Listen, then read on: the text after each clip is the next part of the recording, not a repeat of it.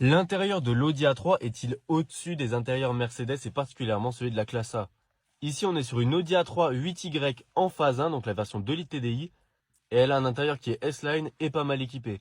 À voir à l'intérieur, ça va être les sièges. Ici, on est sur des sièges cuir Alcantara S-Line avec les surpiqûres rouges. Sur ceux-là, on n'a pas les sièges électriques, mais c'est possible de les avoir en option. Et objectivement, en termes de design et de confort, je trouve que ces sièges, ils sont plus beaux que les sièges de la classe A. Au niveau de la banquette arrière, on retrouve le même motif S-Line. Par contre, on a des appuis-têtes qui sont réglables et c'est pas le cas sur la classe A. Au niveau du volant, ici, on a un volant qui est très réussi avec le mets-plat. C'est la signature de chez Audi.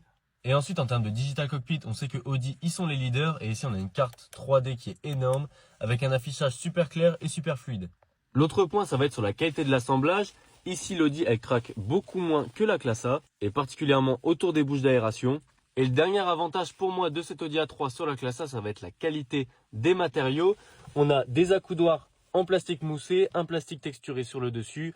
On a de l'Alcantara ici sur les inserts, des inserts en aluminium. Ici, bon, l'insert, il est en plastique, mais on a quand même des aérations qui sont en aluminium.